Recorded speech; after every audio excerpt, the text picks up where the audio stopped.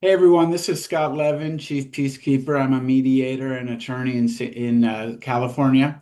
I'm here with Tatiana Sunik. Hi, Tatiana. How are you? Hello there. How are you? Nice to see you. Yes, nice to see you. Tatiana had a really, really good idea for a topic to talk about, so that's what we're going to talk about. And it is basically the short-term panic that people feel when they first are starting the divorce process, and versus like the long-term possibility that comes from careful planning during the divorce process when you're negotiating a settlement. So a lot of clients that I work with at the very beginning, they're like they might be really focused on the home. I just need the home. If I get the home, that will be really important. That's all I want. And they're really like hyper focused and they're not taking the time necessarily to take a breath and to look at how that decision or whatever decisions they're making would affect them and their children long term, not just at, month one, but at year five. And Tatiana, that's kind of a niche that Tatiana has in helping people. And Tatiana, like, how do you see that that place versus where people are have those short-term goals, but you encourage and they need to focus on the long term. What are your thoughts? Right. So I think that short-term panic is very natural in divorce, right? But it's dangerous. So mediation certainly comes to conflict and, lets you think clearly. So like kind of that's where you step in. We took a pause and we go into negotiate this, right? And the financial guidance gives you like ability to step in, create a roadmap and turning this unknown into more of informed, confident decisions.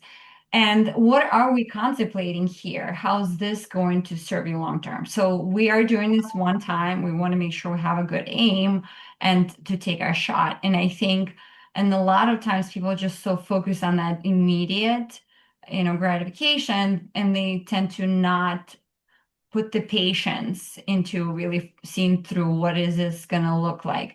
And I think a lot of it is scary also to, if you think about it, like what's the future going to look like? A lot of times it looks looked upon negative, like, oh, I'm going to not be, set for life or whatever. I'm not going to have enough to even start somewhere because I'm not earning as much. But I encourage people to look at it from the fear, really a set like for perspective to the strategy. All right, the fear is fear. How much of it real and how much of it is not? And let's create a strategy. How are we going to rebuild?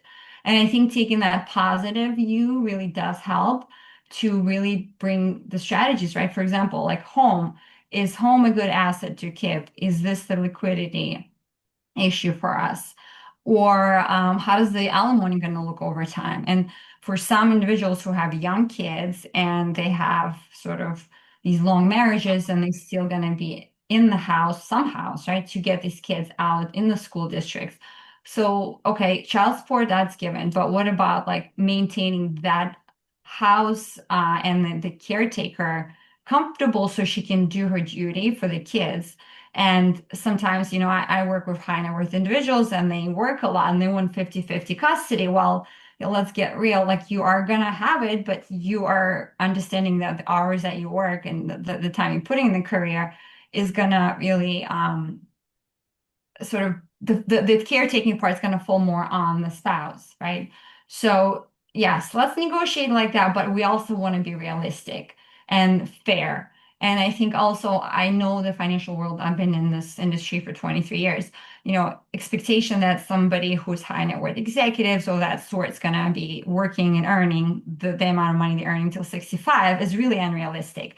And having someone like an expert to really testify that during divorce is very important because there's infidelity, you sort of don't believe anything they say, but like I know that the tenure for executives, for example, mid 50s, after that they get pushed out. So like don't expect your husband to be this couple $1 million earner, for the 65 age. Like this is just the reality of it. And when you have again a professional really testify in the way where you really know the space, I think puts a little bit of a pause in the perspective and that sort of renegotiation angle where like now I got that spoonful of honesty. Let me go home and like think on it, sit on it, and like and actually let's like take the back the emotions and let's really do this right. Yeah, I mean, taking back emotions is really important, especially when there's not a lot of trust between spouses. In mediating, that happens all the time. So there's not trust, but they want to get through the process in an amicable, fair way, and not to spend, exorbitant amount of money. Um, You probably do something more of a collaboration, right? Instead of like winning today approach, I would think. Yeah, no, absolutely. It's all about like give and take. And I have a client right now that's really interesting. What you said is that there's also a math answer to a lot of these questions. And if you take a breath and you allow that math to be written out. So I have a client right now where the higher earning spouse, the one that's that executive type that you just mentioned, in their early 50s, they want to do a buyout of spousal support. So they want to give all the money, up front, and and the other spouse doesn't trust anything that they have to offer, so they immediately reject it. But if you do the math on what was actually offered, if they would allow,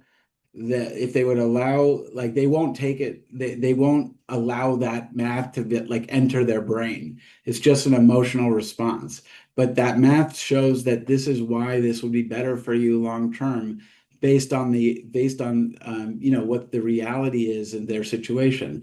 And emotions come into this, but you also, so working with someone like you that not only can help them understand, like, you've been there, you've done that, you have this experience, and you're on their side, but in a mediation, really it's a delicate balance. It's really helping them, let like you run the numbers, you show them long term what's happening, and avoid those short term decisions. Like, I hate with structuring settlements where one person gives up all the cash that they could possibly give up in exchange for the home, and it just always makes me so nervous Definitely liquidity for issue. them, long term. It just is not it doesn't usually work out financially. What are your thoughts about that? Just that one issue.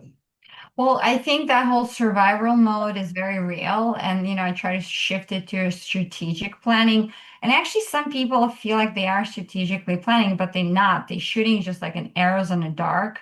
Mm. And they say, well, I don't think it's enough. I don't think it's fair. But like, have you compared it to have you done a financial plan? And a lot of times I hear like, he's going to take care of me. He said, like, what is the number to take care of you? Have you run a financial planning projection to understand what money do you need to endow your portfolio?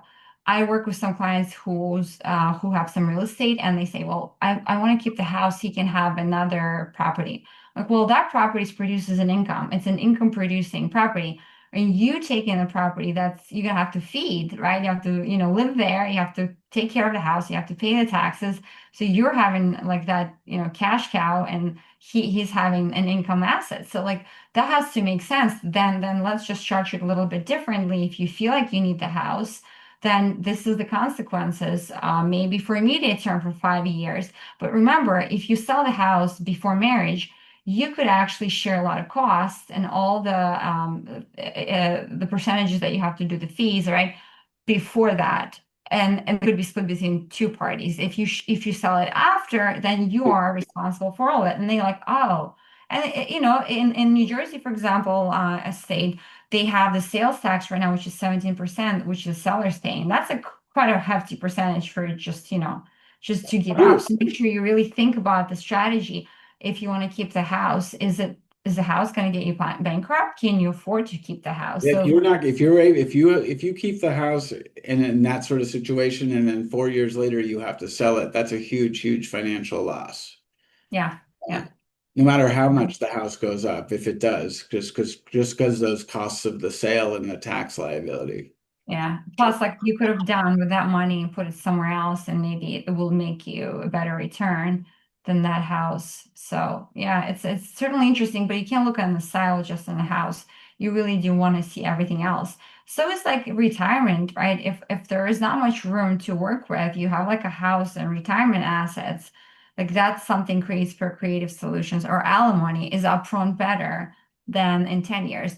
Well, I've seen some people like, oh, I want to give her upfront everything. So that pauses me a little bit. Why do they want to give the alimony all at once?